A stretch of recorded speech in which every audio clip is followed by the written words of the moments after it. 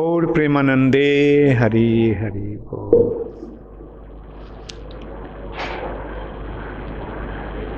Generally, I see this side is heavy, that side gets a little light when we start the class. Today it seems that the Matajis are tired and Pitajis are enlivened. So make it a point to be in the class on time.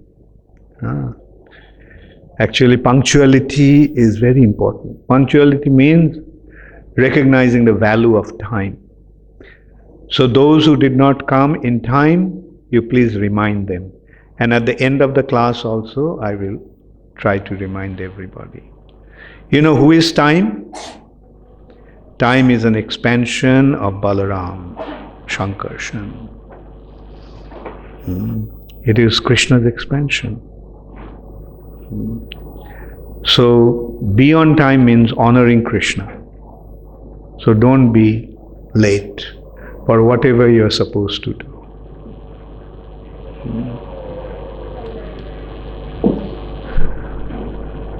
You may be tired, but still, what difference does another 10-15 minutes do? Rather come 15 minutes earlier than 15 minutes late. I don't expect you to come even 15 minutes earlier. I expect you to come at least 5 minutes earlier. So main point is recognize the value of time. Chanakya Pandit said that 1 second that we lost, we can't gain it by paying all the wealth of this world. Can you get back the second that has gone by?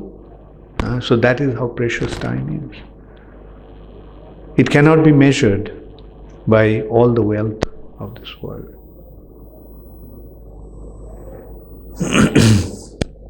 So, this morning and yesterday I discussed about Rupa Goswami's, the teachings of Sri Chaitanya Mahaprabhu to Rupa Goswami. That is known as Rupa Shiksha. The very basis of that instruction is devotional service. And devotional service is the means to achieve Krishna. Abhidheya Tattva. And Chaitanya Mahaprabhu's instructions to Sanatana Goswami is Sambandha Tattva. The Sambandha Tattva has been described as identity of Krishna. Krishna's transcendental form. Krishna's various incarnations. Krishna's opulence and his devotional service. That is the science of God. So, these teachings of Sri Chaitanya Mahaprabhu has been very systematically presented by Srila Prabhupada. Sanatana Goswami and Rupa Goswami were two brothers, as I mentioned in the morning, and after they met Sri Chaitanya Mahaprabhu, they became totally disinterested in materialistic way of life. And they left home. First, Rupa Goswami left home. And then Sanatana Goswami stopped going to the court, king's court. He actually became so disinterested in those mundane activities that he stopped going to the court. And the king became concerned. What happened? Why the minister is not coming, why the chief minister is not coming? And he was told that Sanatana Goswami became sick. So he sent his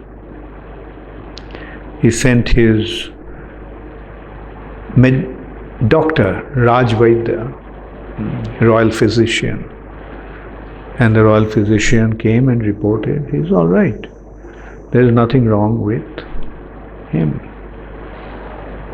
Actually, you can't cheat an Ayurvedic doctor. Sometimes the medical doctors can be cheated. Like certain things that they cannot really detect. Like they cannot detect headache. You can go and tell them that I have a headache. There is no way the doctor can find out whether you have a headache or not. Fever you can measure, fever you can detect.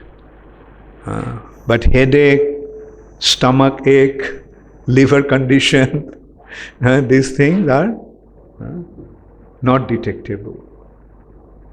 But Ayurvedic doctor, they don't see from the external symptom. They go to the root. They see the pulse. And just by feeling the pulse, they can make out what's wrong with your body. So no matter how much Sanatana Goswami was feigning sickness, but the doctor caught him. And the doctor went and reported to the king that he's all right, there's nothing wrong with him. So the king became quite upset.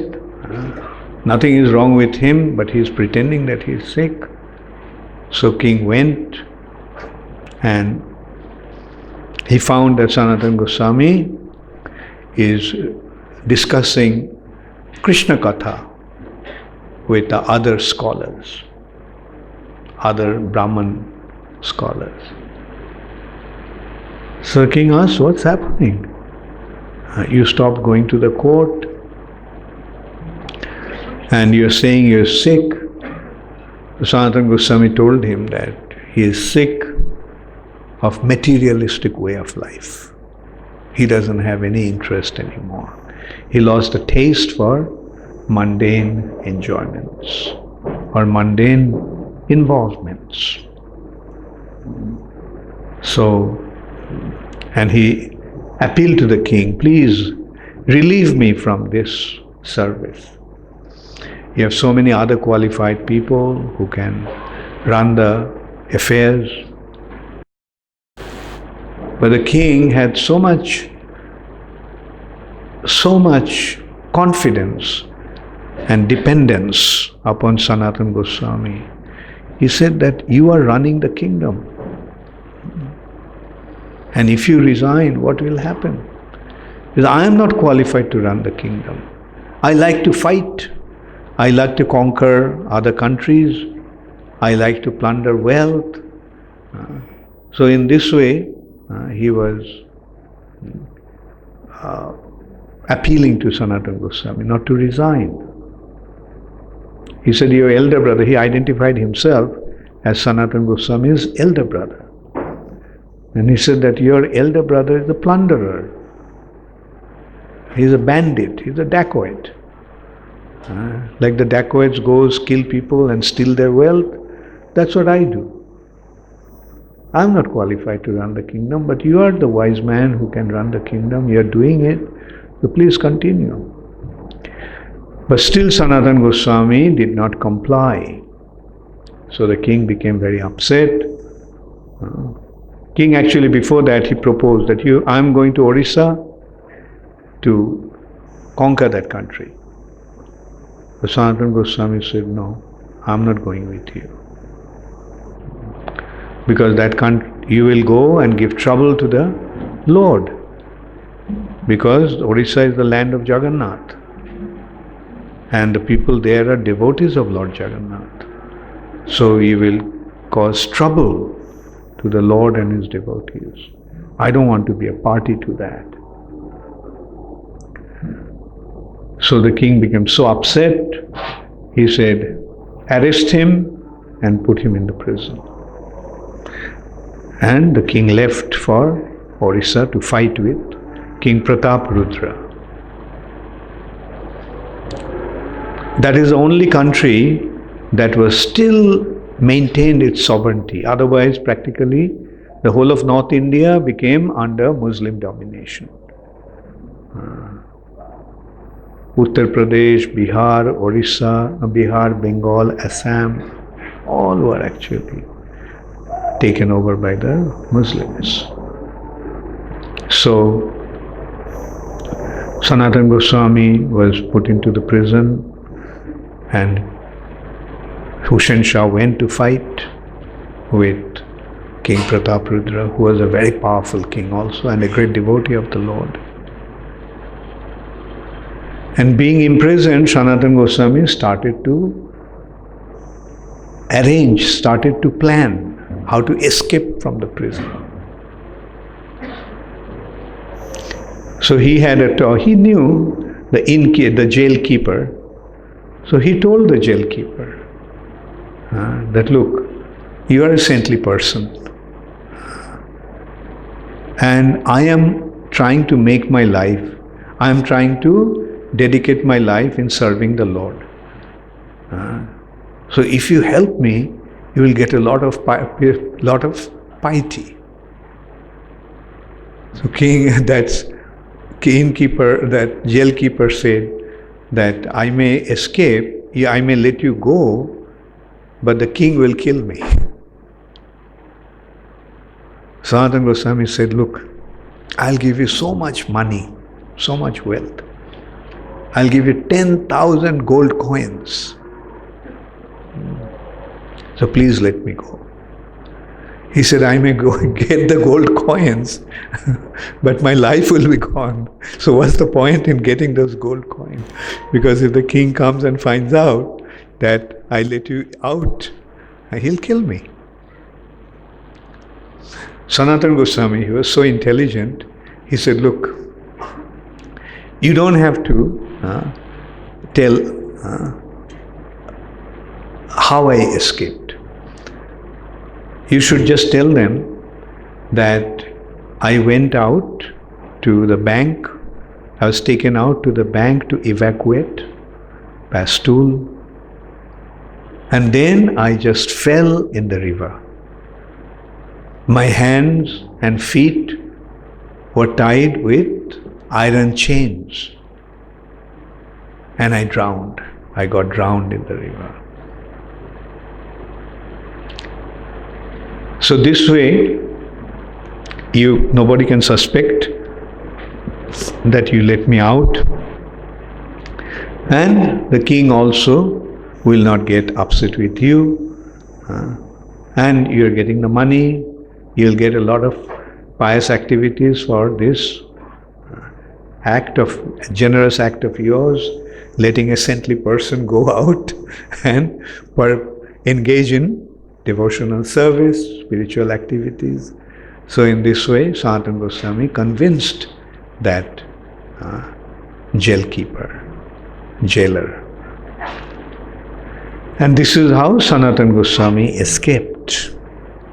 He swam across the river Ganges and he started to travel towards Vrindavan. He took only one person with him, his servant. And he gave the money, 10,000 gold coins, a lot of money those days. And Sanatana Goswami escaped. He did not take the royal path, main road to Vrindavan. He was traveling through the forest path so that nobody could recognize him. Then near Bengal and Bihar border, there is a mountain range. So he had to cross the mountain. So on the way he stopped in a roadside guest house. He stopped in a motel. And the innkeeper, the owner of that inn, was very, very nice to him. Yes, please come and be my guest. I'm so happy that you came. I'm so happy that I found you. I got you as my guest tonight. Sanatana Goswami, the minister, he knew the human psychology very well. So Sanatana Goswami considered that from my external appearance, I'm like a beggar, traveling on foot, like with one companion. My dress is worn out and dirty. Why this person is treating me so respectfully? Something must be wrong. So he asked his servant, "Are you carrying any money with you?" The servant said, "Yes, I have 7 gold coins with me." So Sanatana Goswami already told him not to carry any money, but the servant thought that he may need something for the sake of his master. So he actually, although Sanatana Goswami told him not to carry any money, he was carrying something, 8 gold coins. And he said 7 gold coins. So he said, "Why are you carrying this venomous black snake with you?" Because we are traveling like this, and this money, this wealth, can be the cause of our death. Just for the sake of this money, people don't hesitate to kill us. Give me that money. So he took that 7 gold coins and went to the innkeeper and told him, "Please, you have been so kind to me, and this is the wealth that I had with me, so please accept it." So the innkeeper said, "You saved me from a great sinful act. You know, I knew that you are carrying 8 gold coins." Those days, the astrologers could calculate and tell how much money one was carrying. This Jyotish, astrology, this science of astrology was so advanced in the Vedic culture that astrologers could predict that how much money one is carrying. And he told him, although Sanatana Goswami came with 7 gold coins, he said, "I knew that you are carrying 8 gold coins with you." And so Chaitanya Mahaprabhu, the innkeeper told him, though, "You can see that you are a saintly person. You are a very exalted spiritual personality. So I don't want to take your money. Please take it back." And Sanatana Goswami said, "No, this can be the cause of my death in my travel. So please, you keep it. And please make arrangements that I can go across the mountain range. I don't know the way through here, and there is no path also through the mountain. So if you know somebody who can take us across the mountain." So that man gave a man to take Sanatana Goswami through the mountain range. And Sanatana Goswami went to his servant and said, "Take this gold coin that is there with you and you go back home. You don't have to come with me." So he sent him back. Alone, Sanatana Goswami now started to travel. This person took him across the mountain range. Then Sanatana Goswami came to Gazipur. And a place on the bank of the Ganges where his brother-in-law was there. He was purchasing horses for Hussain Shah, the king. Gazipur is the place where you can buy. They have a big fair. And in that fair, they sell all kinds of animals. Horses, elephants, even cows. So he was there and he recognized Sanatana Goswami. And Sanatana Goswami told him everything, what happened. And he invited, please come to my house, take a rest for a few days. Sanatana Goswami declined, no, if I go, then somebody will get to know that I am still alive, and that won't be good for me. So at that time, Shrikanta, Sanatana Goswami's brother-in-law, gave him a blanket because it was cold. Already winter set in. And the way Sanatana Goswami was traveling, so he gave him one blanket. He was a rich man, so the blanket that he gave was quite an expensive one. So Sanatana Goswami took that and he came to Benares, Varanasi, Kashi. And there he got to know that Chaitanya Mahaprabhu was there in the house of Tapan Mishra. No, I'm sorry, in the house of Chandrasekhar Acharya. He was staying in the house of Chandrasekhar Acharya. So Sanatana Goswami went and he was just waiting outside, thinking that when Mahaprabhu would come out, then he would meet him. He was hesitating to go in, knock at the door. So Chaitanya Mahaprabhu told Chandrasekhar Acharya that, Chandrasekhar, there is a devotee outside, just bring him in. So Chandrasekhar went out and looked around and then he came back. He said, I didn't see any devotee there. Chaitanya Mahaprabhu asked, was there anybody there? He said, yes, there is a Muslim fakir. Fakir means a Muslim mendicant. So, it's okay, call him in. So when he asked Sanatana Goswami to come in, and Chaitanya Mahaprabhu embraced him.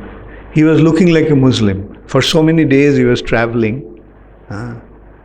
He has grown long beard, and his dress also was, as I mentioned, looking like a Muslim fakir. And so Sanatana Goswami became very embarrassed that Chaitanya Mahaprabhu touched him, embraced him. So he says, please, please don't touch me, I'm so dirty. And Chaitanya Mahaprabhu said that I touch you in order to purify myself. With your spiritual potency, with your devotion, you can deliver the whole world. Tomas Porshi Atmo Povitrite, in order to purify myself. Bhakti bole paro tumi brahmanda shodhite. With the strength of your devotion, you can purify the whole world. So this is how Chaitanya Mahaprabhu met Sanatana Goswami.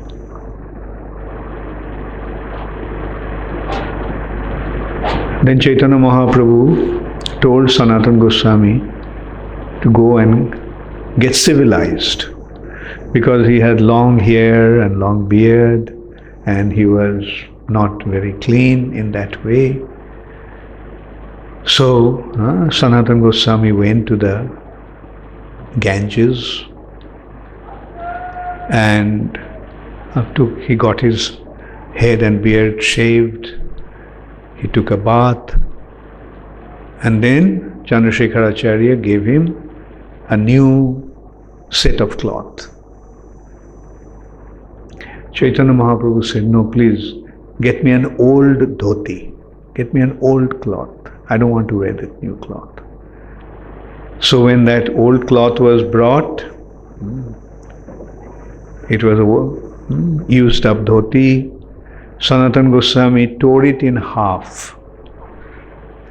And with one half, he made it into bohirbash, his loin cloth, wrapped around his loin. And with other half, he covered his torso. And he came to Chaitanya Mahaprabhu. Chaitanya Mahaprabhu was very happy to see him like that. But he just looked at him, looked at the blanket. So the way Chaitanya Mahaprabhu looked at it, Sanatana Goswami got the message. As if Chaitanya Mahaprabhu was telling that you have accepted the dress of a renunciate, then why are you wearing that expensive blanket? So Sanatana Goswami immediately went to the Ganges, bank of the Ganges. And he saw a Bengali Vaishnava there, and he told him, can you please give me your kontha? Kontha is a poor people's quilt. Like they take old clothes, old dhotis and saris, and they stitch them together. 4 or 5 of them stitch them together, and that becomes their blanket to cover themselves from the cold. So he said, can you please give me that kontha of yours in exchange of my blanket? So that person thought that he was making fun of him. He said, from your appearance you look like a gentleman. Then why are you making fun of me like this? Sanatana Goswami said, no, I'm serious. I'm really, I want that blanket in exchange of this one. That must have been such an expensive blanket. So Sanatana Goswami took that and he went to Chaitanya Mahaprabhu. This time Chaitanya Mahaprabhu was very pleased. He said, Krishna is an expert physician, expert doctor. So when he is curing you, why an expert doctor leaves the last stress of the disease? So he freed you from your disease of materialistic attachments. And then Sanatana Goswami's first question was, who am I? Why am I suffering? Ke ami amare keno jare taputroy. Who am I? And why I am suffering the threefold miseries of this material nature.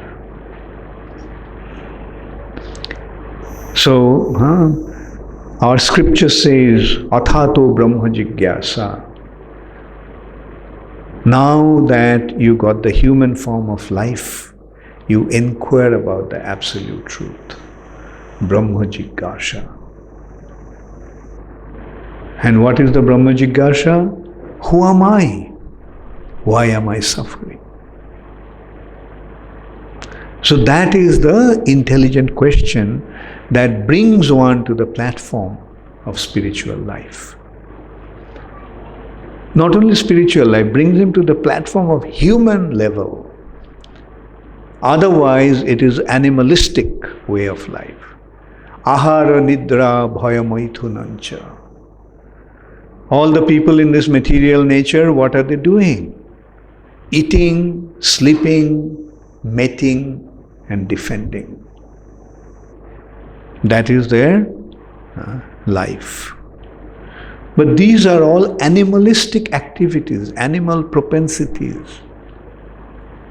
Animal propensities because these are the needs or demands of the body. Eating, sleeping,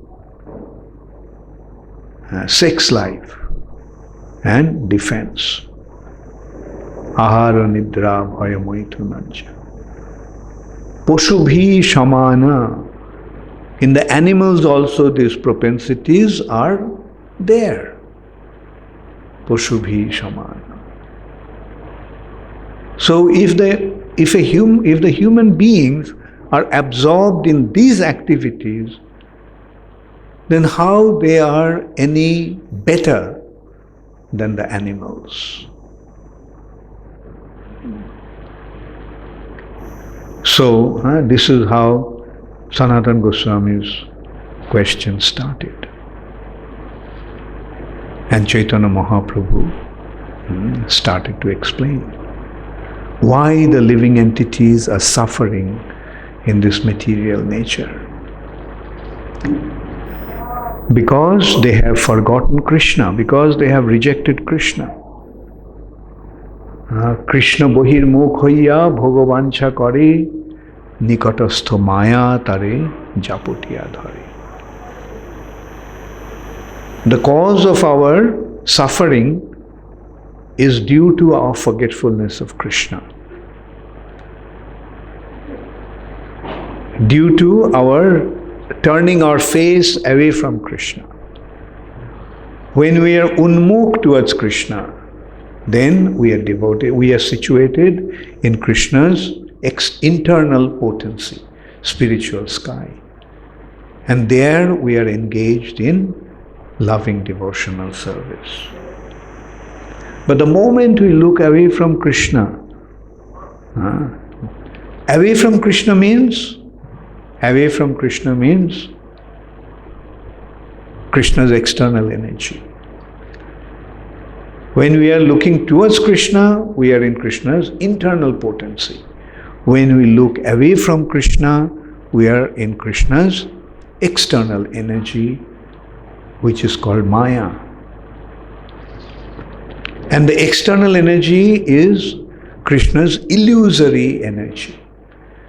Why it is illusory? Because that energy makes us forget our actual identity and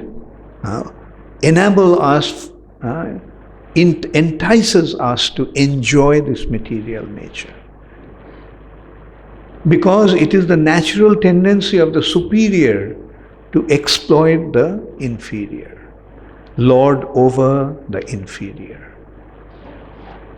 So Krishna's external energy is inferior nature, and we are coming from Krishna's superior nature, Antaranga Shakti, Krishna's internal potency.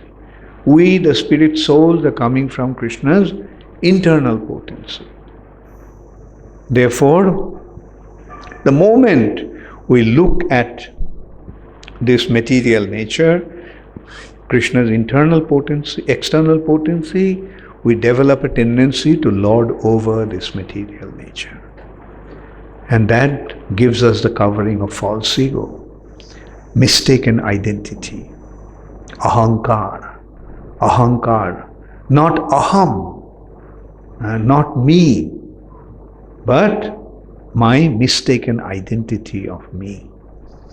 Actually, I am the servant, but here I am trying to be the Lord and Master.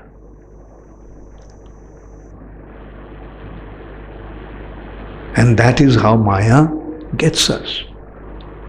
Nikatastha Maya tare japotiya dhare. Catches him with tight bond. Now you can't go out.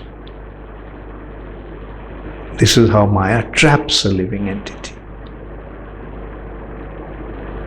Therefore, Daivi Hesha Gunamayi, this material nature, Maya, is my energy, Krishna is saying. Gunamayi is endowed with three Gunas, three modes: goodness, passion, and ignorance. Guna also means rope. Just as with a rope a criminal is tied down, similarly, in this material nature, living entities are tied down with the three modes. All our activities are inspired, motivated by these modes. We can't help it. Yesterday the question came, it's so difficult. In spite of accepting Krishna consciousness, spiritual life, we become so much affected by this material influence, material allurements. And it is natural, because this is the perceivable reality. This is what we are seeing. This is real. And whenever we see something, naturally we become attracted to that. Especially the beautiful forms. Especially the alluring aspects of this material nature. Dhanam, Janam, Sundarim. Everyone is attracted to wealth. Everyone is attracted to big position. Everyone is attracted to beautiful women. That is the material nature. But mameva je prapaddante mayam etang taranti te. When one surrenders unto me, Krishna is saying, then he becomes free from the influence of Maya. So that is the way to get out of Maya. Surrendering to Krishna. Mameva je prapaddante. This word prapaddante means surrender. One who surrenders unto me, he can become free from this illusory energy of mind. So material nature has its attraction, and we are naturally subjected to that attraction. The gross attraction is dhanam, janam, sundarim. And subtle attraction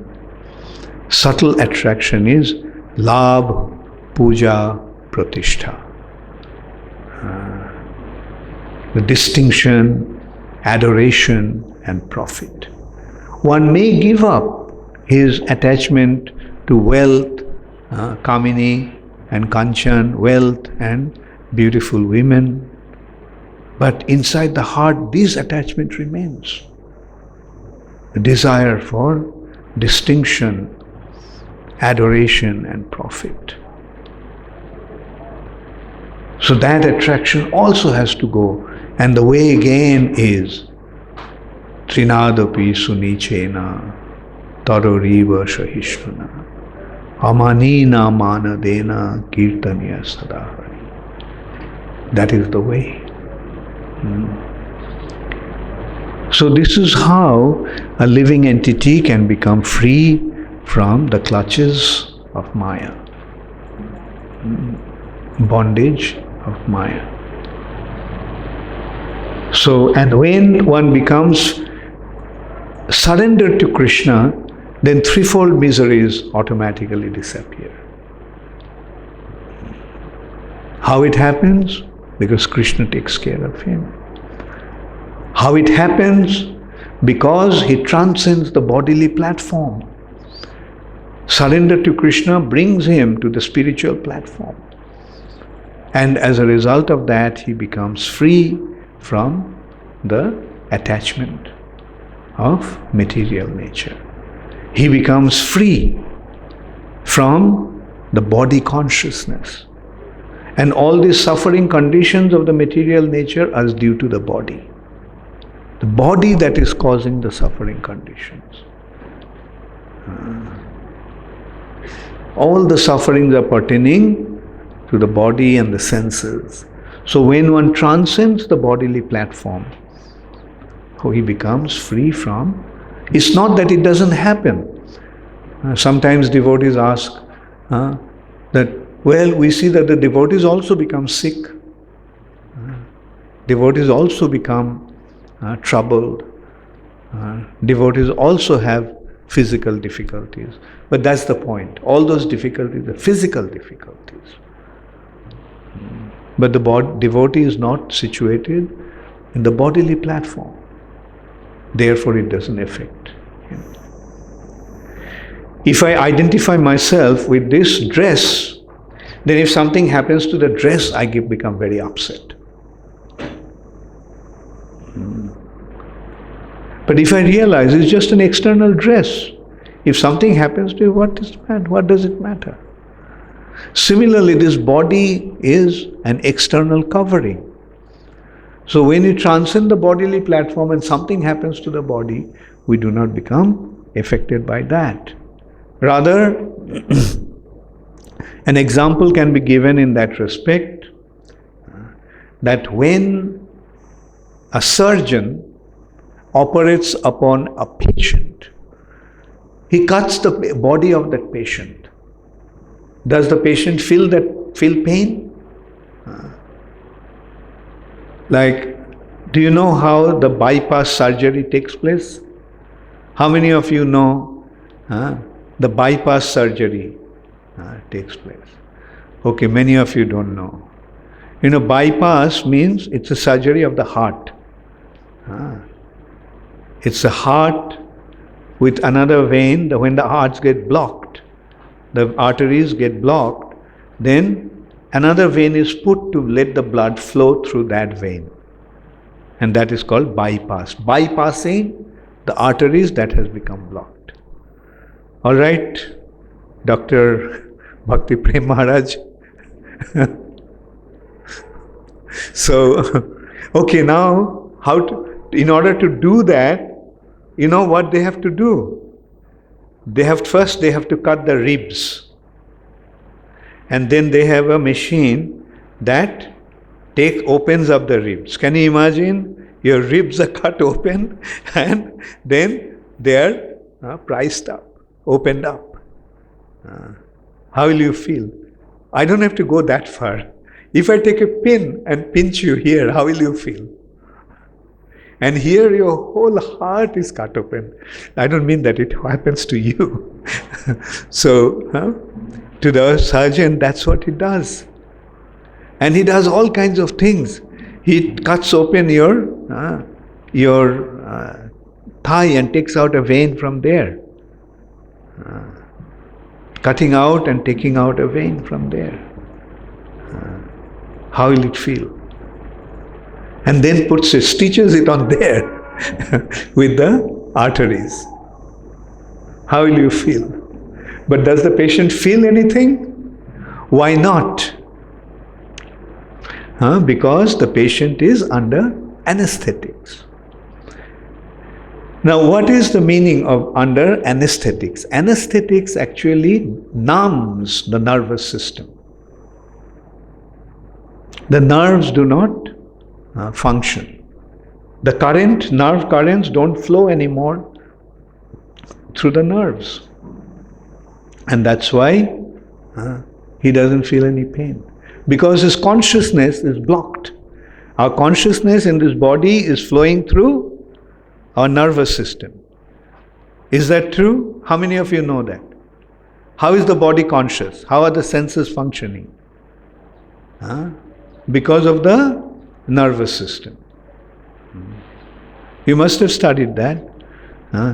Artery system and nervous system. One system through which the blood flows, and there is another system in the body that spreads throughout, through which the nerve currents or consciousness flows. So if the consciousness doesn't flow, then what happens? One will not register what is happening to the body. Say for example, when a dead body is cut open, does he feel? Does he feel?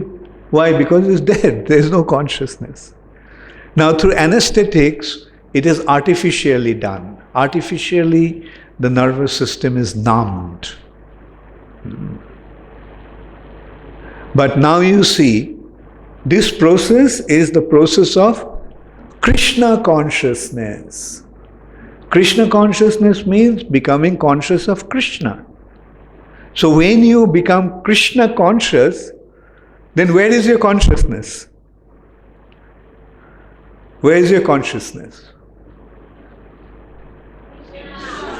Thank you for reminding me. The consciousness is then with Krishna. Then the consciousness is with the body? No. Therefore, what happens to the body doesn't affect that person. But again, it cannot be done artificially. As long as we are in body conscious, we are in body conscious. But the point is, at that time, when you are in body conscious, when you are in the state of body consciousness, then we have to turn our activities to Krishna. By doing that, we actually become Krishna conscious. So in this way, Chaitanya Mahaprabhu started to instruct Sanatana Goswami. So, Sanatana Goswami, what was Sanatana Goswami's question?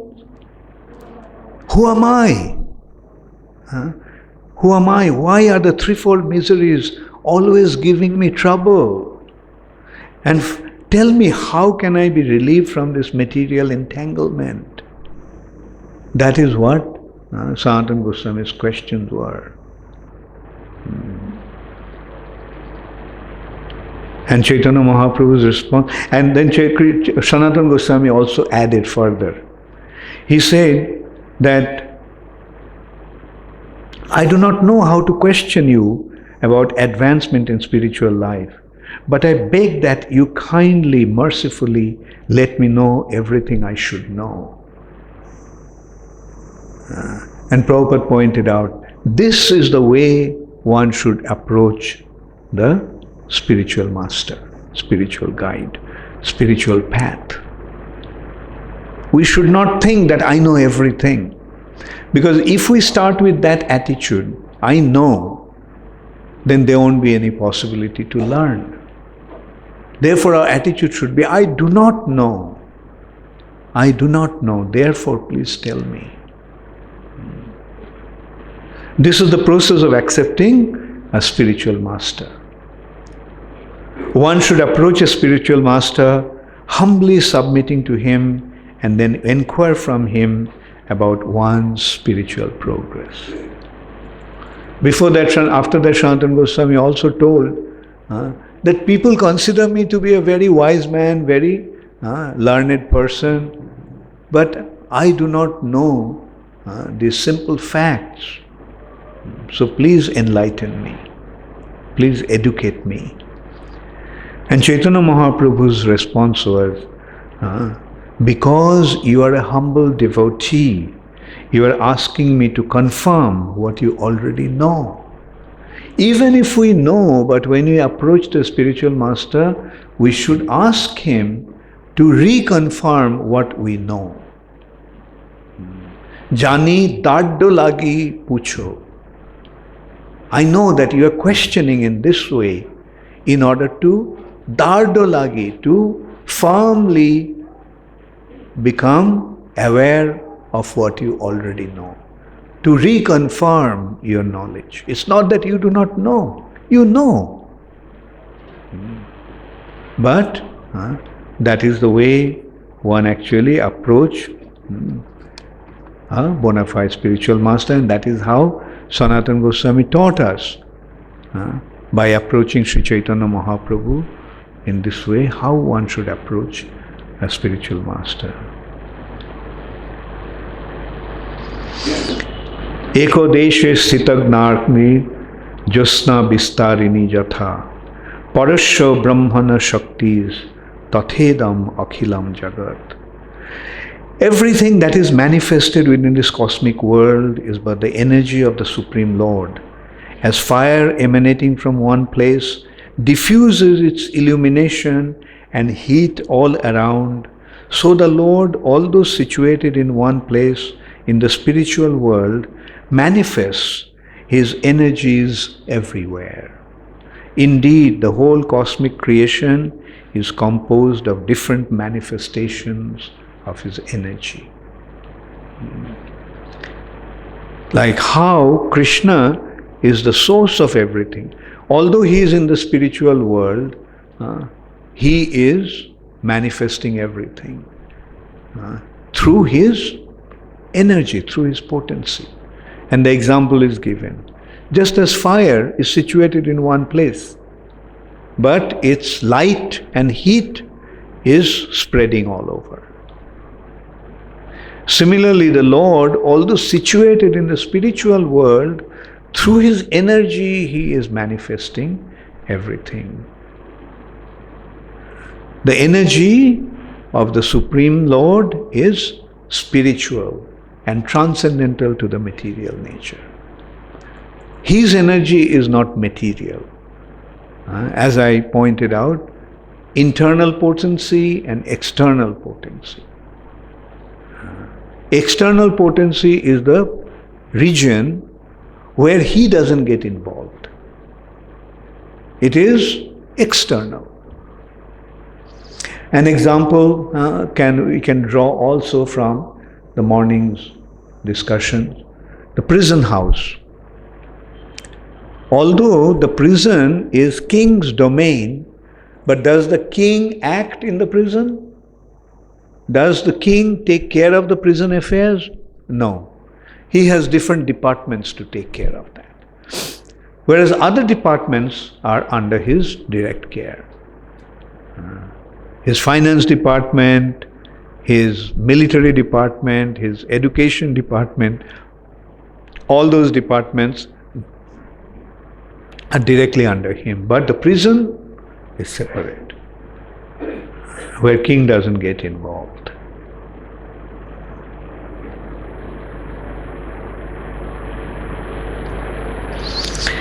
And then Chaitanya Mahaprabhu drew another line.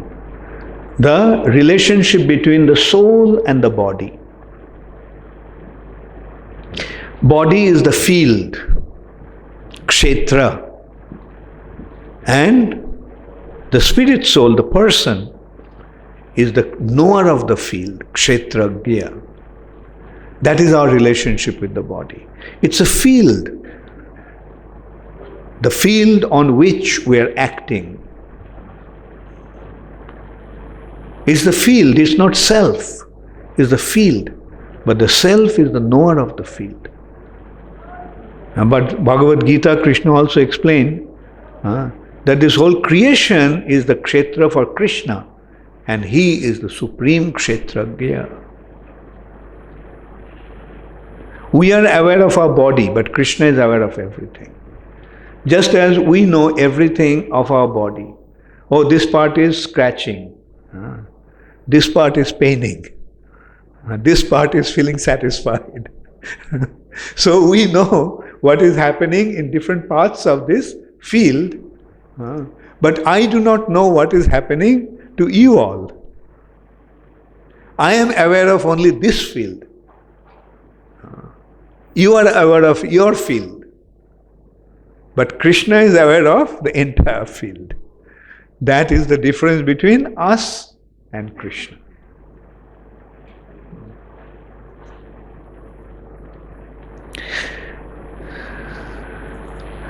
And then another point has been very nicely demonstrated by Chaitanya Mahaprabhu, that this cosmic manifestation, that this material nature cannot function by itself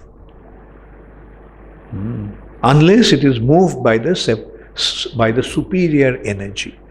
What is the superior energy? The superior energy is the soul. Can this body function by itself? Why this body is functioning? It's moving, it's talking, it's thinking, it's feeling. Why is it happening? Why the body is able to do all that? Because of the spiritual presence of the soul. So otherwise the material nature is inert, unable to function by its own, inert. But the material nature is able to function only when the spiritual energy is applied upon it. So in the greater scale, this material nature is abhakta, unmanifest, inert, lying there, no movement, no activity. But what makes this material nature active? Krishna's glance. Mahavishnu glances towards the material nature. And due to his glance, the material nature becomes awake, bhakta, manifest. Otherwise, the material nature is unmanifest. Abhaktadini bhutani bhakta madhani bharata. Abhakta nidhanan neva. This material nature was unmanifest. Or in simple words, we can say, material nature was asleep. That is, not functioning, inert. Bhakta madhani bharata. Then the material nature woke up, became active. How? Due to Mahavishnu's glance. And abhakta nidhanan neva. Then at the end, this material nature will become abhakta, unmanifest again. So now this material nature is manifest because of Mahavishnu's glance. And it is due to Mahavishnu's glance that we all have come here, the living entities. And because of our coming here, we by nature's arrangement got different types of bodies. And through the bodies we became active and the material nature is manifest.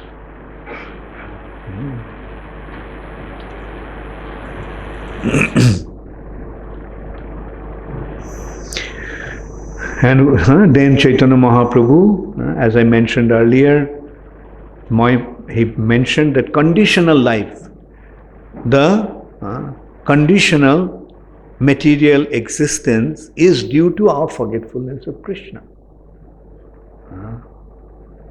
We have become conditioned in the material nature because we have forgotten Krishna. Forgotten of our relationship with the Supreme Personality of Godhead.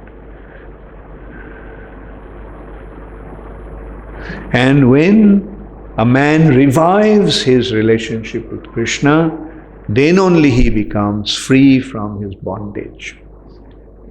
So this is what we must remember. If we want to become free from material bondage, the only way is by being Krishna conscious. The only way is by surrendering to Krishna. Otherwise there is no way we can become free from the material bondage.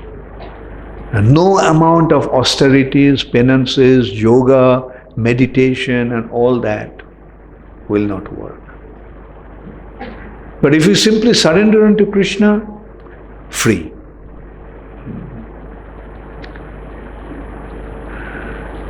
So anyway, so today I will leave up to here, and Sanatana Goswami's teachings, Chaitanya Mahaprabhu's teachings to Sanatana Goswami, I'll continue tomorrow morning again.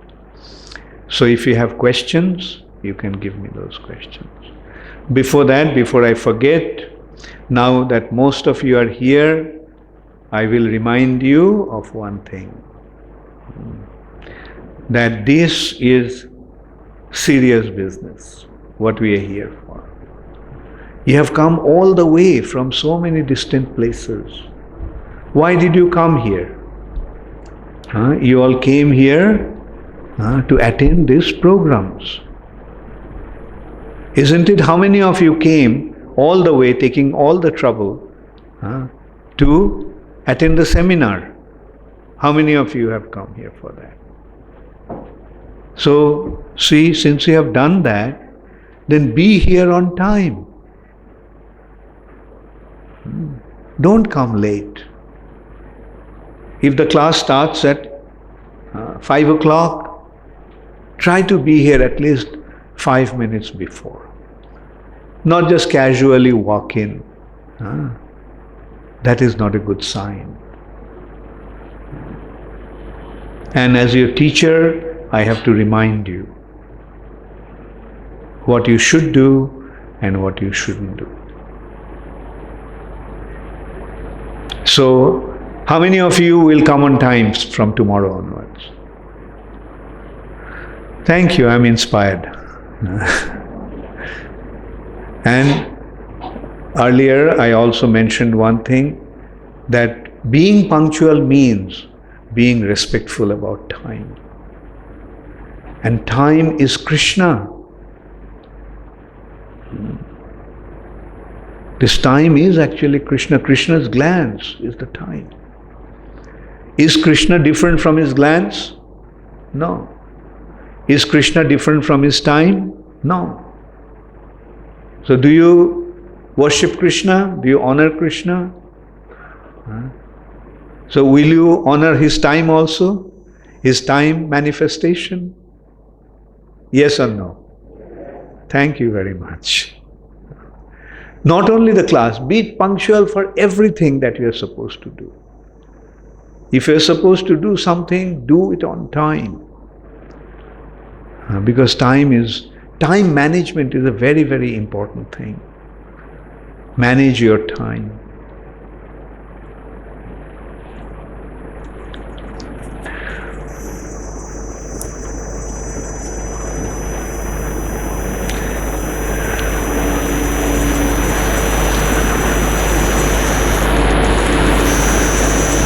Ramanuja Krishna Das from Indore.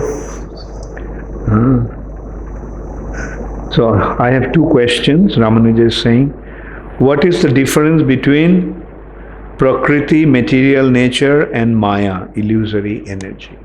It's the same. Prakriti means nature. And Krishna has two Prakritis, internal and external. His internal Prakriti is the spiritual world, and his external Prakriti is the material nature. And this material nature is also called Maya.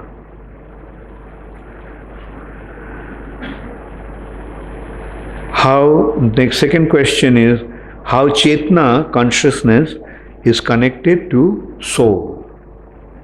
The Chetna is coming from the soul. That is how it's connected to the soul. Just as light is coming from fire. Do you see the connection? Light, what is the source of light? Fire. Similarly, source of consciousness is the soul.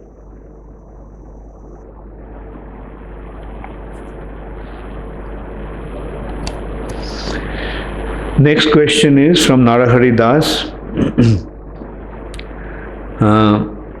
Can you please tell us about the full conversation it had with Harinarayan Prabhu before he left his body? What did you say and what replies did he give? How did you help him focus on the holy name? Did he have any desires? Okay, since you asked, I'll answer the question. And generally in the class, focus onto the class. So this question I'll answer afterwards. Let's focus on the topic of the class.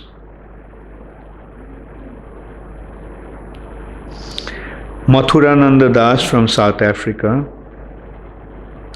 Lord Brahma is our first spiritual master in our disciplic succession. He is always chanting and glorifying Krishna.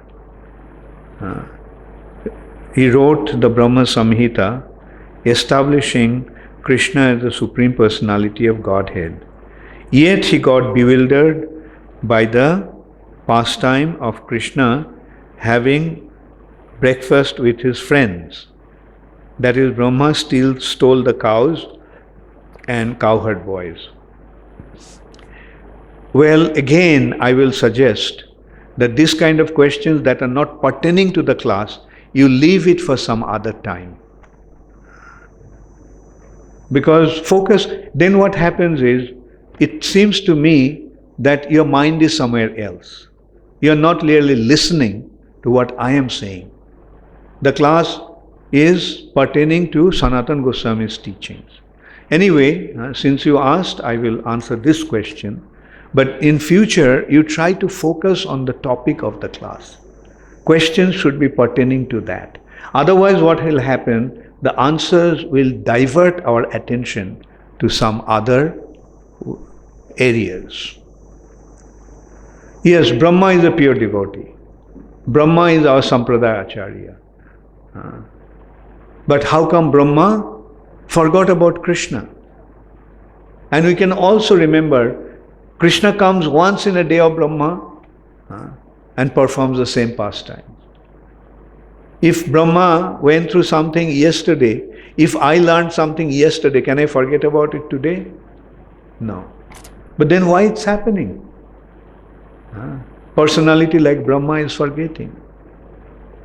It is the pastimes. That's why we have to understand what the pastimes are.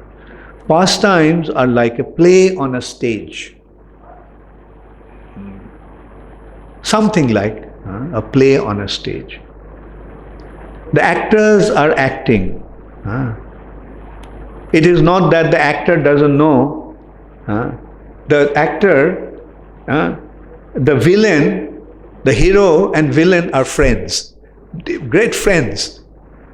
But on the stage, how they're acting. The villain is completely against the hero. He tries to steal the heroine, and the hero is going and fighting with the villain. But in reality, they are all friends. It happens in a drama, right? So Krishna's pastimes are like a drama. And Yogamaya makes the arrangements. Yogamaya makes one forget.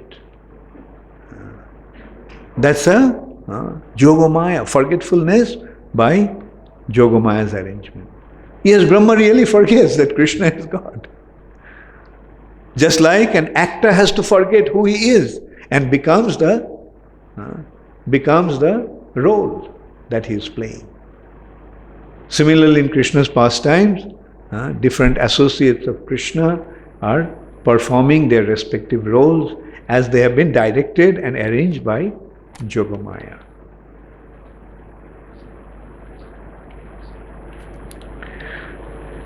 Ankit Malavya, Hare Krishna Guru Maharaj Ji, Dandavat Pranam unto you. Okay. When we started to go away from Krishna, then Krishna's external potency started to trap us by material attractions. And human used to entrapped by it also. So at the same time, why Krishna's internal energy don't attract us, why it doesn't interfere in the trap of material attraction? Is the Krishna's internal energy also attracts by sending pure devotees into our life? Okay, so why? What you are actually saying, why Krishna's internal energy didn't keep us in the spiritual world? The answer to that is because Krishna doesn't want to interfere in our independence. Krishna lets us do whatever we want. So when we want to reject Krishna and go away, Krishna says, fine, go. And Krishna makes that arrangement. Okay, go. You want to be the Lord and Master? Go and see how wonderful it is. And Krishna in this way wants us to learn the lesson. Therefore, Krishna or Krishna's internal energy doesn't interfere. And yes, Krishna's devotees are also arrangement of Krishna who come here to rescue us by reminding us about Krishna and benefit of becoming Krishna conscious.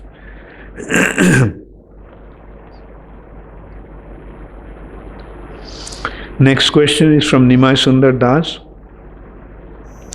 Trees' consciousness are covered, whereas human consciousness is advanced, and one feels pain and pleasure through consciousness. So when we hear or speak about Taroriva Shahishnuna, does it mean transcending our consciousness from material plane to spiritual plane, or reinstating in our original identity? Yes, becoming situated in our spiritual consciousness. From material, when we become situated in our spiritual consciousness, in our spiritual identity, then yes, we can become more humble than a blade of grass and as tolerant as a tree. Otherwise, as long as we are in the body consciousness, it won't happen, because body consciousness means false ego. False ego means identifying ourselves with the body. So in order to become situated in that state of Trinadopi Sunichena, we have to transcend the bodily platform and come to the spiritual platform.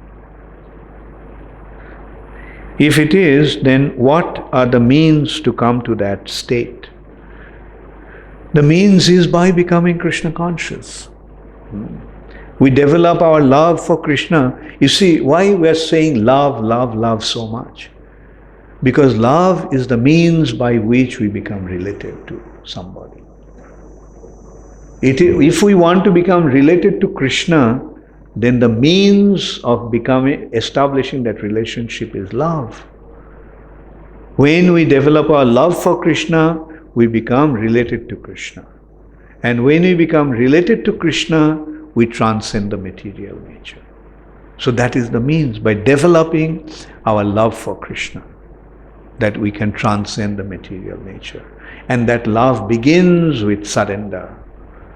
This Mamekam Sharanam Braja is the beginning stage of that love. Why should we surrender? Because we love Him. And when we surrender, then we experience Krishna's love towards us. And that actually intensifies or strengthens, fortifies our loving relationship with Krishna.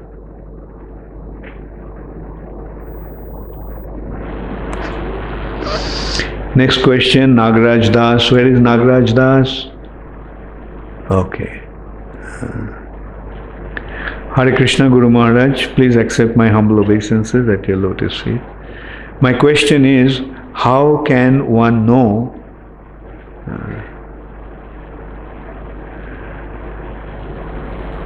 whether he surrendered or not? What are the symptoms of surrender? Kindly enlighten me. So, by surrendering, you realize whether you are surrendered or not. By seeing how you have given up your false ego, your tendency to lord over, and how much you are depending upon Krishna. That is how you realize.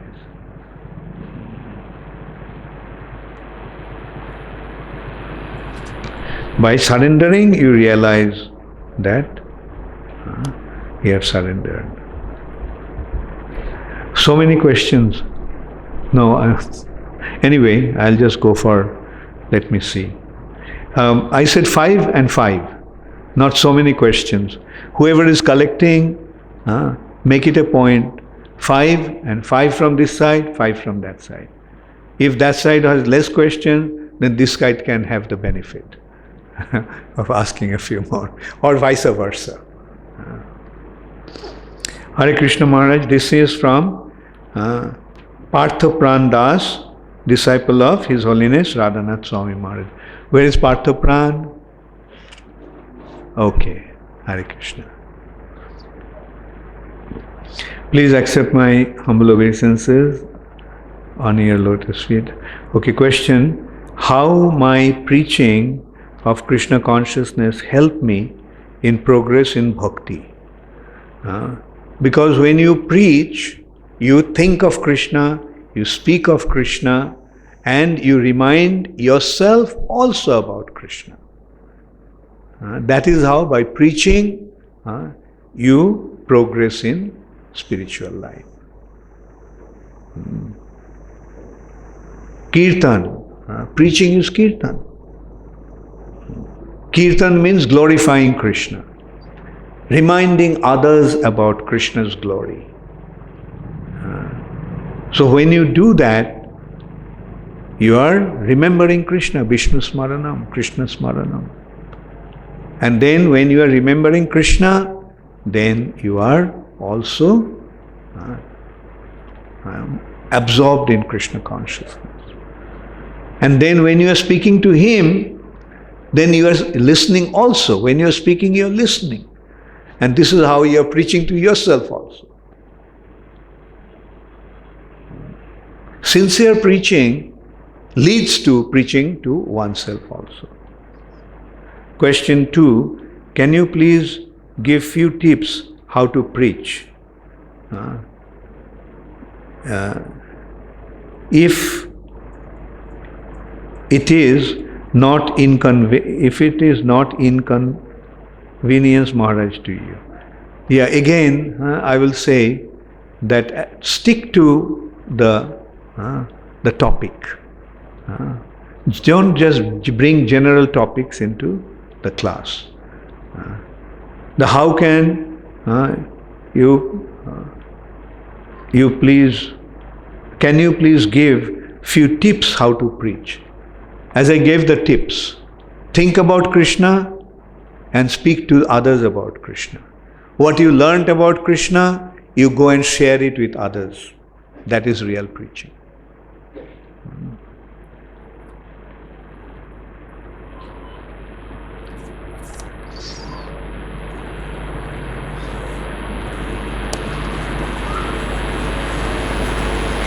I'll just select some questions and then answer them.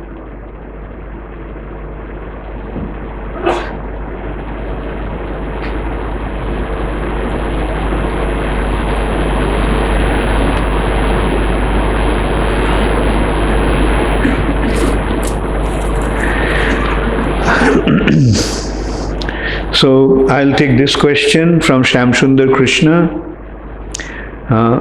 Maharaj, Krishna is the supreme. He can do anything. Why didn't He ensure animal sacrifice is not done and sanctify and sanctity of Vedas are intact? At Buddhism and Mayavadi would be avoided and people are not disillusioned. Well, as I mentioned, in this material nature, living entities have their freedom, independence to decide what they want to do. The first point is, in that respect, where is Shamsundar Krishna? Okay. The first point is that Krishna doesn't interfere in the affairs of this material nature. So why Krishna didn't do this, Krishna didn't do that, doesn't arise. We wanted and we did it, and that's why it happened. You got the point? If Krishna, I'm going back, if Krishna wanted to interfere in our independence, then Krishna wouldn't have let us come here to begin with. Krishna would have kept us in the spiritual world. But Krishna didn't do that because Krishna doesn't want to interfere in our independence. And ultimately it comes to the point that our relationship with Krishna is a loving relationship. Krishna wants us to love him. Now, can you force anybody to love somebody? Therefore, Krishna doesn't force us. So love should be spontaneous, voluntary. We have to desire to love Krishna. Therefore, Krishna gave us the independence. It's up to you whether you love me or not. You decide whether you are going to love me or not. If you love me, then I will respond. You will see how I respond. If you don't want to love me, still I love you. That's what Krishna's point. Just as the son may leave the father, but the father doesn't cease to love the son. Right? So the Supreme Father, Krishna, continues to love us even though we have decided not to love him. But Krishna left it up to us whether we are going to love him or not. So that's why Krishna doesn't interfere. You got the point? Huh? That's why Krishna doesn't interfere.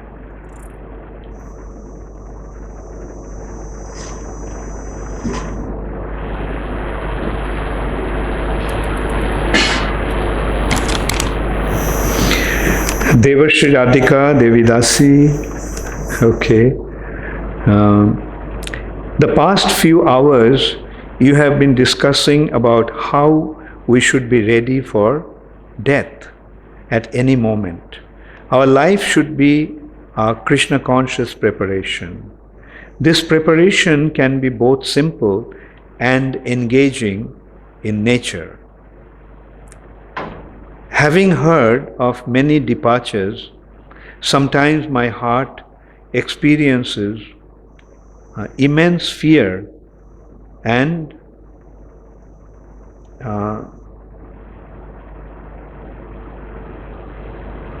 what is some breast? Anyway, numbness.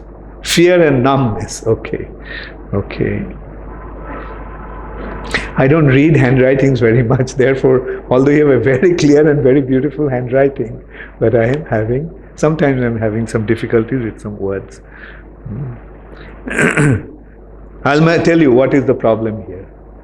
N you wrote like it's looking like M. Okay? So be careful. Okay. But very soon, material distresses allure me away from any sincere response to this fear. How dangerous it could be to not make it back to Godhead in this lifetime. What exactly am I remembering next?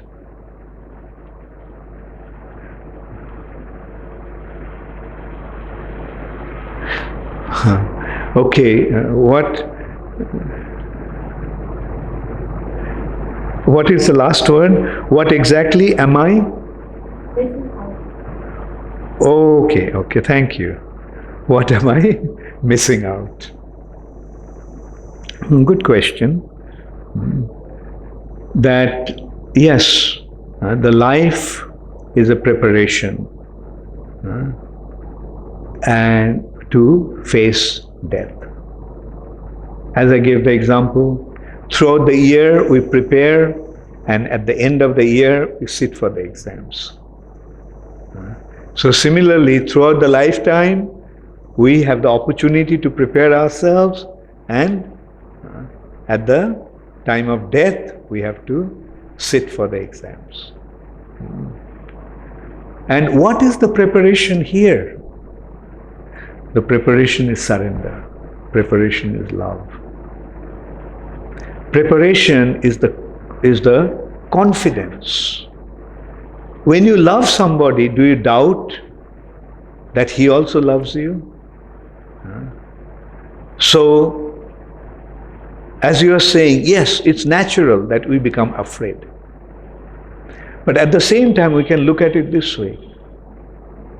I am surrendered to Krishna. I am surrendered to Krishna means what? I am depending upon Krishna. Let him do whatever he wants. Let him do whatever he wants.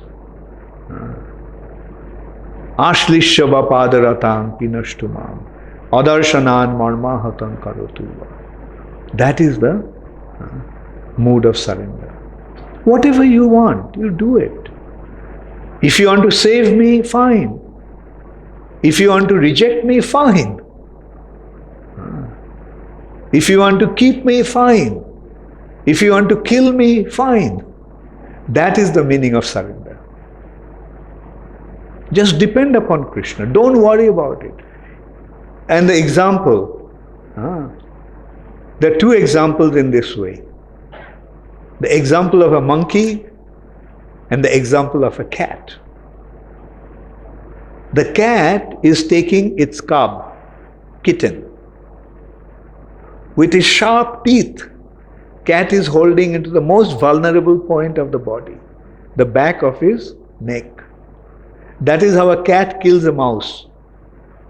Catches it by the back of the neck and gives a twist and breaks his vertebra. Now the same way he is carrying the kitten. But is the kitten worried? Oh, if the teeth goes a little deeper, then I am finished. If there is a little jerk in a wrong side, I am finished. Does the kitten feel that way? No, he is happy. My mother is taking me to safety. So a devotee's attitude should be like that. Krishna, I surrender to Krishna. I am confident that he will take care of me. He will protect me. Right? And that is how we become free from the fear and anxiety and the numbness. So, and as you said, then we forget afterwards. Fine. Krishna has provided such a beautiful life. Let me go through this beautiful life that he has given me. And let me use every opportunity that comes to me to glorify Krishna and to serve Krishna. Right? So now will you be afraid? Yeah. So, and this is the meaning of becoming Krishna conscious. Next question is from Chittahari Krishna Das. Where's Chittahari? Question 1. Hare Krishna Guru Maharaj, Dandavat Pranam. Thank you very much. As Your Holiness often mention that holy name is the most precious wealth of spiritual sky. But often it is seen that due to many reasons, one is not able to focus on the holy name, like due to pressure of service, not knowing the importance of the holy name. Yeah. So the thing is, in order to appreciate the wealth of the holy name, we have to be aware of the holy name. You know the expression, casting pearls in front of a swine? If you give the pearls to a swine, what will swine do? Will the pig recognize the value of the pearls? So only those who know the value of the pearls will recognize the value. So in order to recognize the value of the holy name, we have to become aware of the wealth of the holy name. And it will happen. As we practice the process, it will happen. We'll gradually see what the holy name is doing. As we hear, as we chant, as we associate with devotees, as we render service, the glory of the holy name will become manifest in our heart. And that is how we will recognize the value.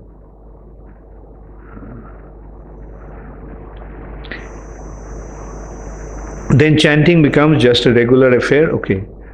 So Only when we recognize the value of the holy name, we appreciate the benefit of holy name. Next question, Jadurani Devi Dasi. Jadurani, where are you? Okay. Please accept my humble obeisances. All glories to your lotus feet. All glories to Srila Prabhupada. Please, can you explain the 7 mellows with examples? Okay. It'll take a long time. But nice question. Okay, let's consider. Hashya means? Hashya means humor, laughter. The mellow that makes you laugh. Okay, example. Chole bole laddu khai Shri Madhu Mangal. See, you started to laugh. With different types of pretext, Madhu Mangal is stealing the laddu and eating it. So this is humor, mellow of humor, hashya. Adbhut. Mother Jashoda looked at Krishna's mouth and she saw the entire creation within his mouth. And what happened to Mother Jashoda? She was stunned with surprise. What am I seeing? Wonder. Veera. Keshi came, huge, gigantic horse. Everyone is afraid. With his every step, there's an earthquake. And everyone approached Krishna. Krishna, Krishna, see that demon. Krishna says, don't worry. Stand behind me. Krishna tightened his belt. Okay, Keshi, come. Veera, chivalry. Rodra, anger.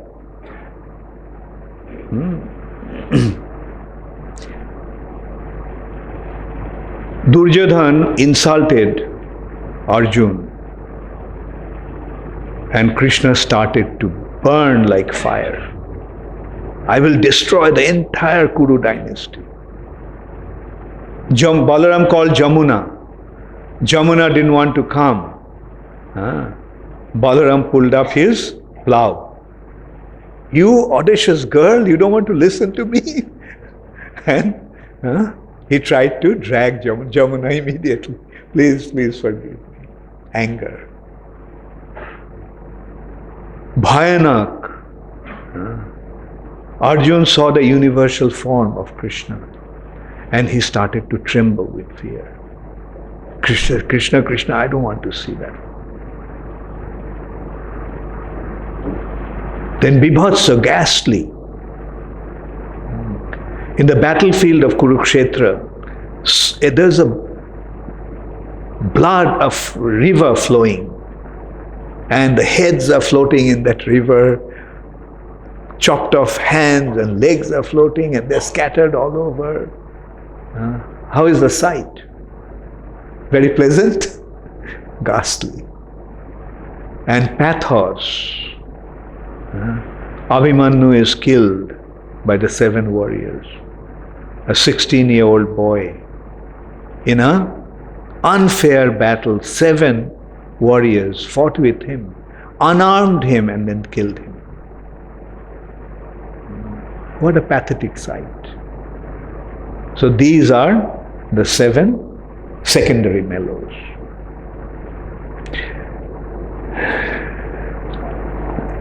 Next is Giriraj Das. Dandavat Pranams. We hear now Srila Sanatana Goswami approached Sri Chaitanya Mahaprabhu. We also know that Srila Rupa Goswami and Srila Sanatana Goswami are eternal associates of the Lord. So can we understand that when Lord brings his eternal associates to play in his earthly pastimes, then he covers them with his Yogamaya potency and slowly they understand their real position. Yes, it's something like that. Again, I'll go back. Krishna's pastimes are like a drama.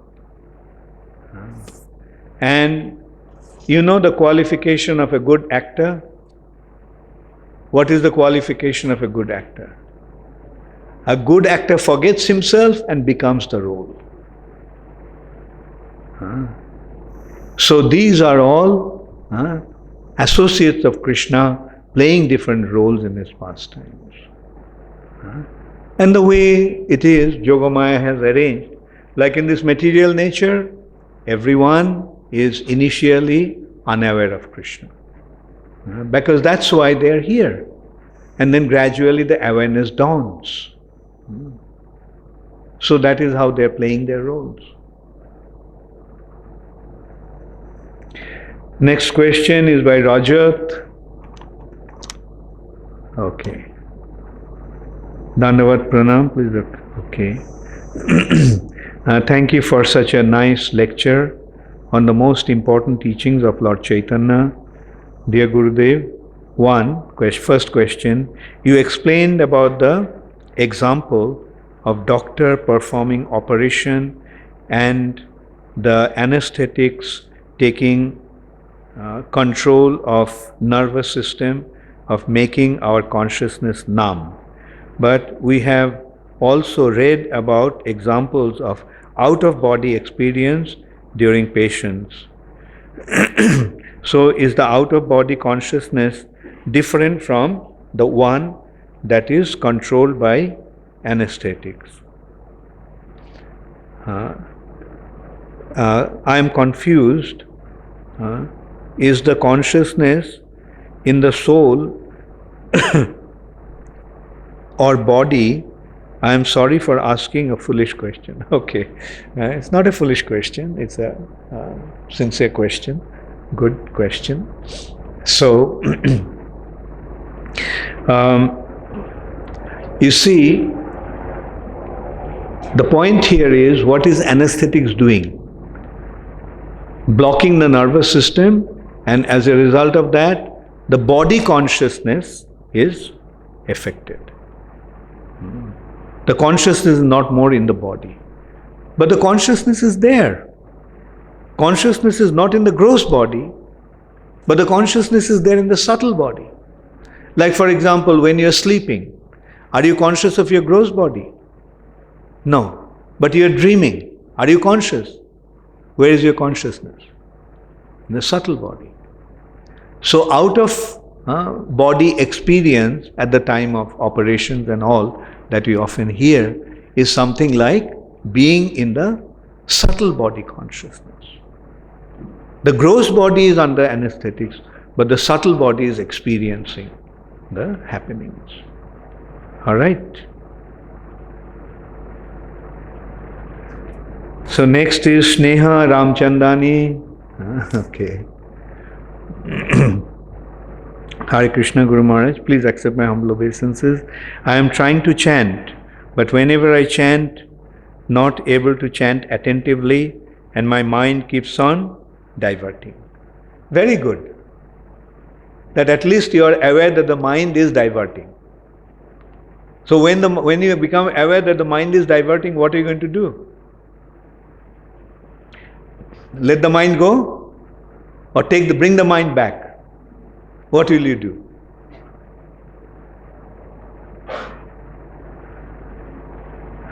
Okay, anyway, it's a simple question. We don't need the mic for that. Actually, it is very difficult to bring the mind back. It's So, very difficult. but at least you have become aware. Yeah. Then what will you do? Even though it's difficult, won't you try? Yeah.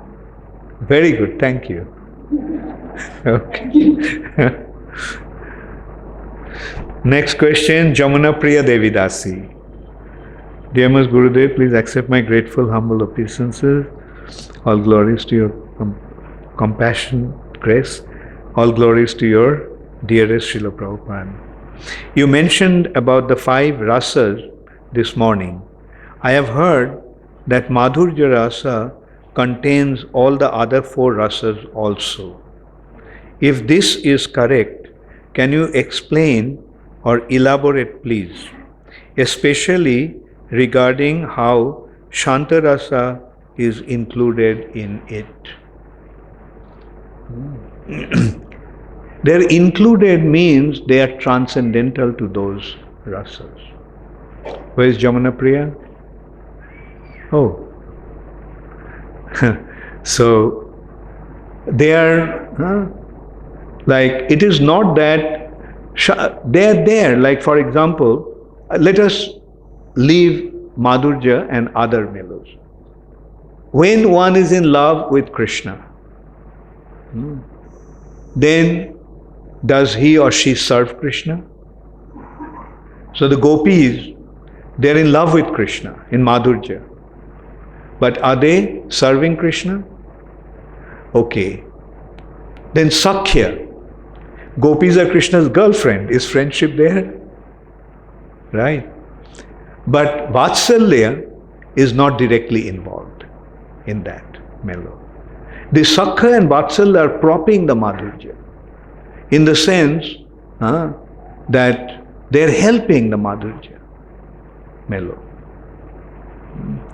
Like, but Vatsalya is not directly included in Madhurya.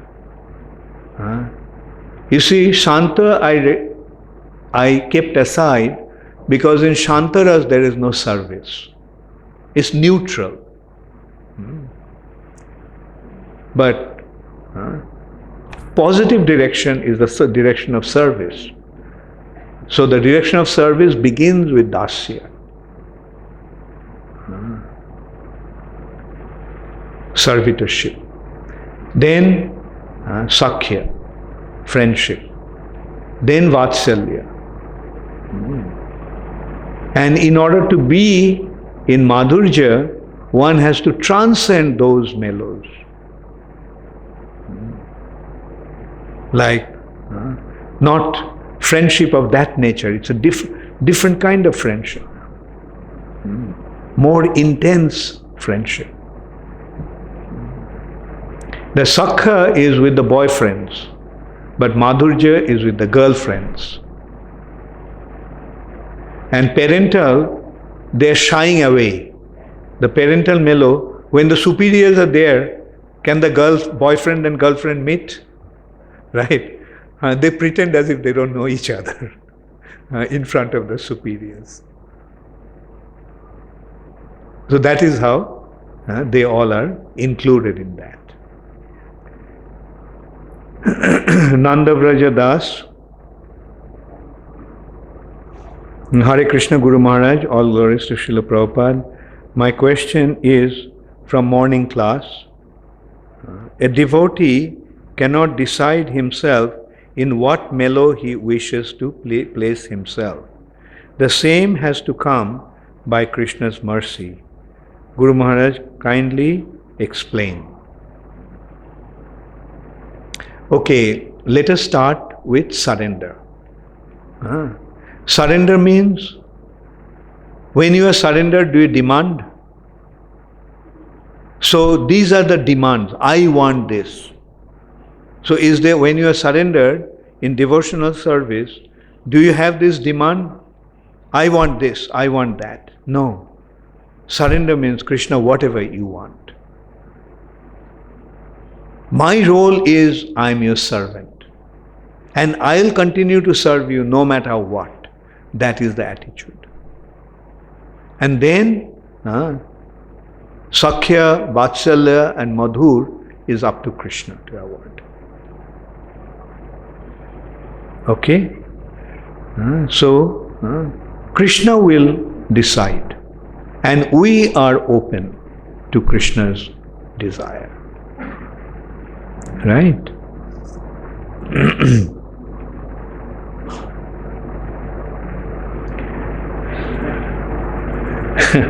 Who is this from?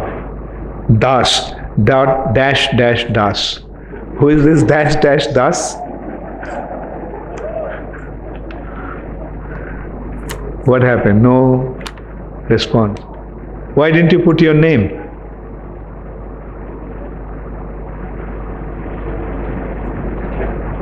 Okay.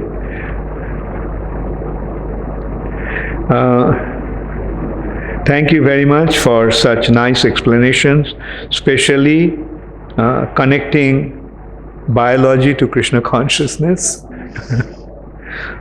Question: what one should do if a devotee, especially senior, is sleeping around me during japa or class? Okay, very good. Yeah. You can whisper to his ears. Hare Krishna, Hare Krishna. But don't say Jeev Jago, Jeev Jago.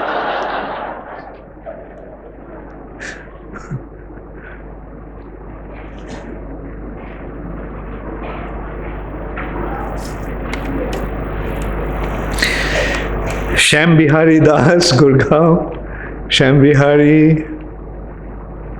Okay. Hare Krishna Guru Maharaj, please accept my humble obeisances unto your lotus feet. All glories to Srila Prabhupada. Guru Maharaj, can we develop the qualities mentioned in the third verse of Shikshashtakam by the strength of the holy name, by chanting more rounds, because it is found very difficult to develop these qualities by its own? How can we develop? Like in course of some answering some question, I mentioned that this will be virtually possible when we transcend the material or bodily platform and become situated in our spiritual identity. Otherwise, until then, we can practice devotional service in practice to achieve perfection. We maintain the humble attitude. We practice that. And if we fail, then we lament. Oh, why did I do that? I'm supposed to be more humble than a blade of grass. Why did I become so arrogant? That is the way.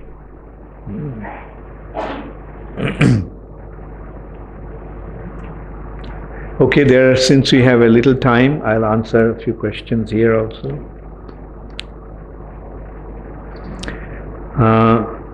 Dandavat Pranam Guru Maharaj Ji. This is from Kishori Devi Dasi. Kishori Devi Dasi. Okay. Dandavat Pranam Guru Maharaj Ji. Guru Maharaj Ji, आपने कहा कि शरीर ही हमारे सारे कष्टों का कारण है. शरीर हमारा अंतरिक्ष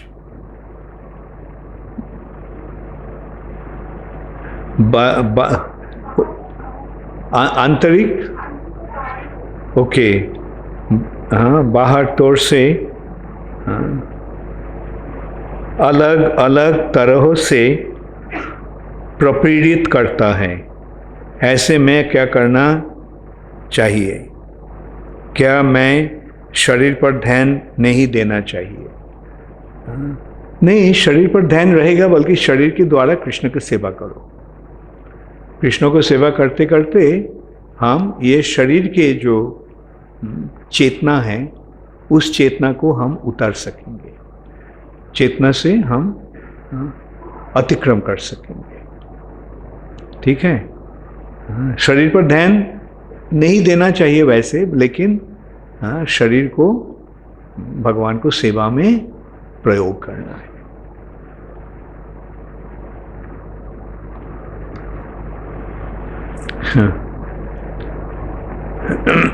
This one is Swapna Das. Who is Swapna Das? Okay. Where did the desire to turn away from Krishna come from, which led to us falling? We won't be able to know, because the cause of that desire is in the spiritual sky. Unless and until we go to the spiritual sky, we won't know what made us turn away from Krishna. You got the point? Because it didn't happen in this plane, it happened in that plane. And this question is little tricky. Again, the name, scratch, scratch, scratch, scratch. So who is scratch, scratch, scratch, scratch Das? What happened? No identification, no answer.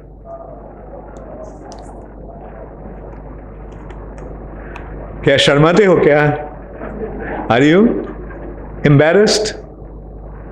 There is no need to. Or are you? Okay, are you here who asked the question?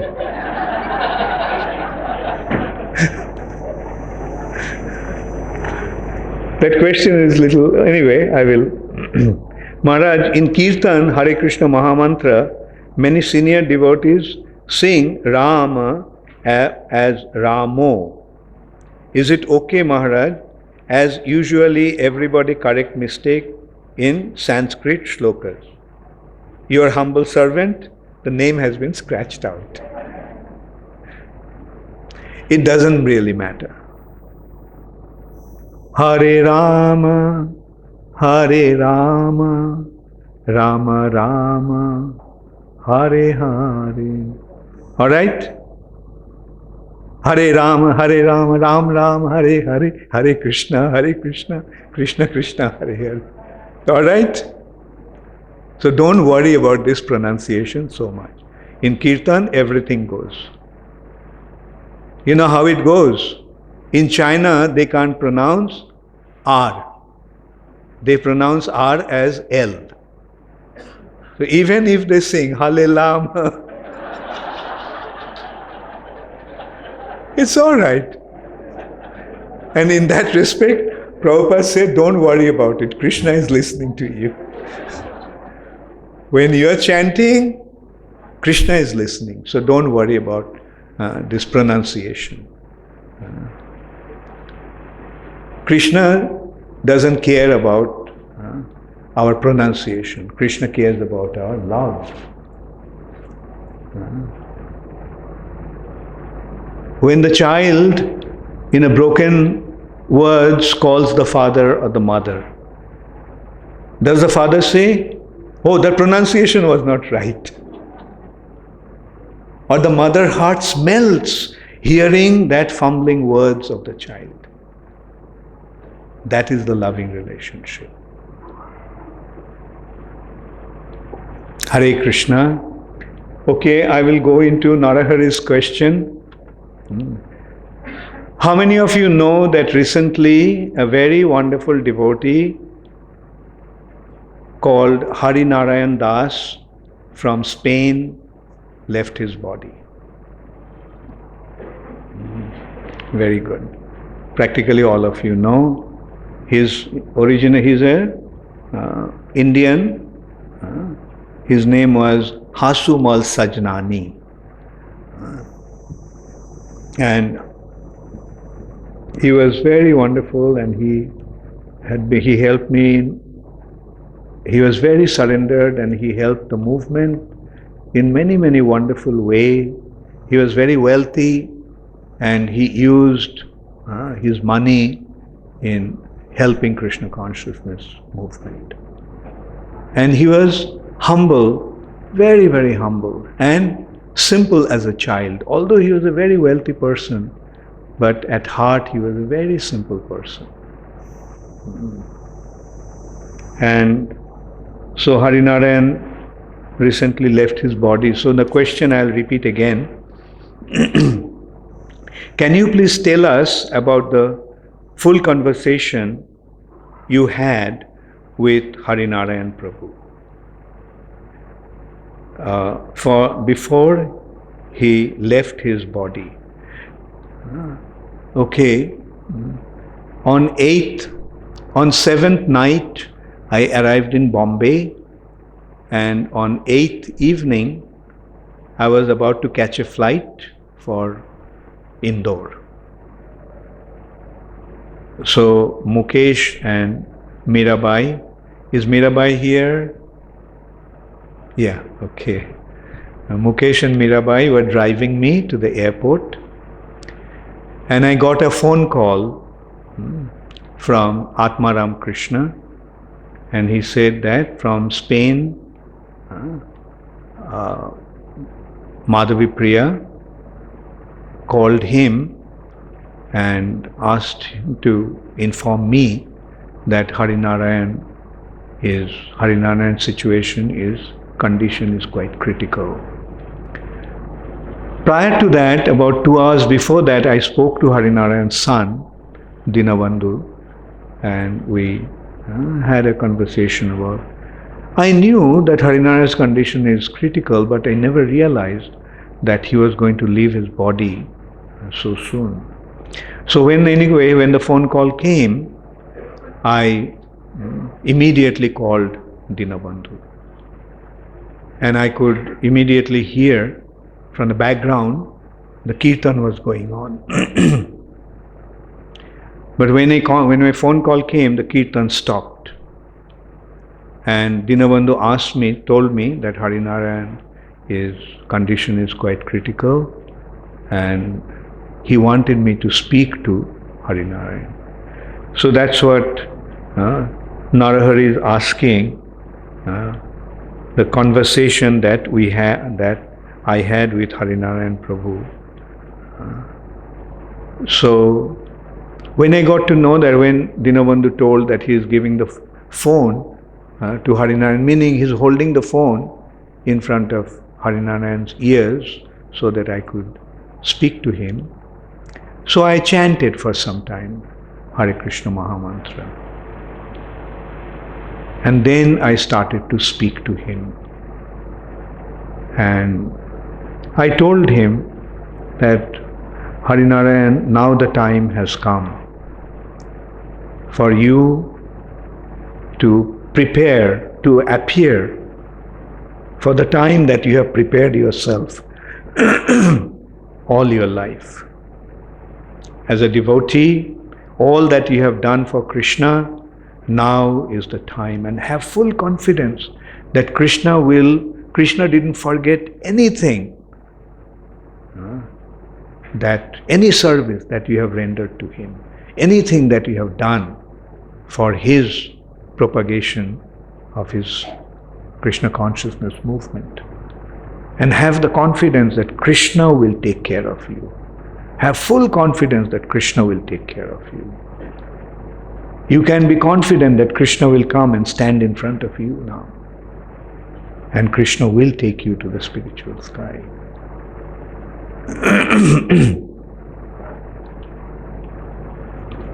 So then I again chanted. And then at that time only, sitting in the car, I started to make arrangements to go to Spain. And then after a few minutes, I told Mirabai and Mukesh that let's go back. Because I decided not to take the flight, and I called up Mukunda and told him to cancel my flight. And then we went back to Mirabai's place.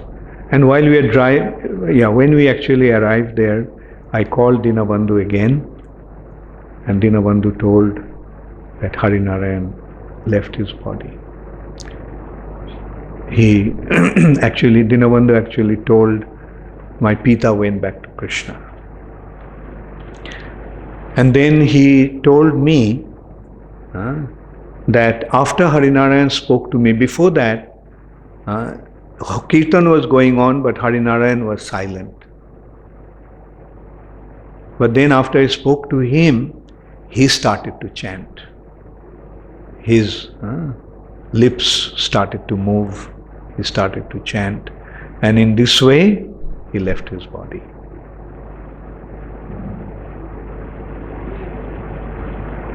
And it was a wonderful departure. And those who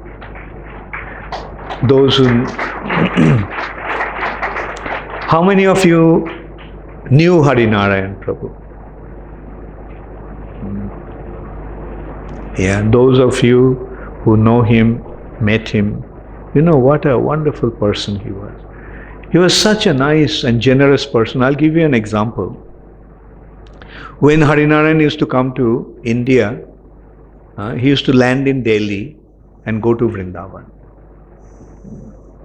He used to go to Vrindavan and he used to hire the taxi.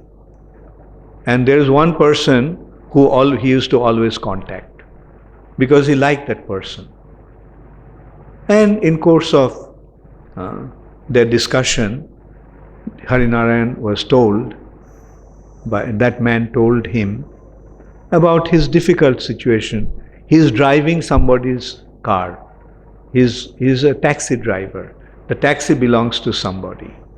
And his son, I think, just finished his school, but he doesn't have money to send his son to the college. And Harinarayan got to know about his poverty-stricken condition. In India, that is a very common thing, like people exploit them, pay a little salary, get them to work. Anyway, so when Harinarayan heard his difficult financial condition, you know what Harinarayan did? Harinarayan bought him a car so that now he can drive his own taxi and keep the profit to himself. That is how generous he was. He was extremely generous. I was telling Mirabai the other day when we were driving to the airport yesterday. At one time in Bhaktivedanta Manor, in order to procure the land, 30 acres of land, they needed some money. And they asked me if I could arrange a loan of 200,000 pounds. So I asked Harinarayan whether he could arrange that loan. And Harinarayan immediately said yes. And he told me to get the bank account of Bhaktivedanta Manor, and he immediately transferred that 200,000 pounds. And then, after 1 year, or before 1 year, they returned the money. So I told Harinarayan that UK has returned the money to you, want to return the money to you. Then Harinarayan's response was, Guru Maharaj, you use that money. So just 200,000 pounds, just gave it to me. And at that time, I was doing Abhay Charan filming, so we used that money for Abhay Charan. And this is how Harinarayan actually helped. And this is just one instance. About Abhay Charan, from Shamlal Prabhu actually made Harinarayan, brought him to Krishna consciousness. And they were very good friends, Shamlal Prabhu and Harinarayan. And whenever I used to go to Spain, Harinarayan used to invite Shamlal Prabhu also. So we all used to be together in Spain with him. So from Shamlal Prabhu, Harinarayan got to know that this Abhay Charan project is needing a lot of money and I am having some difficulties.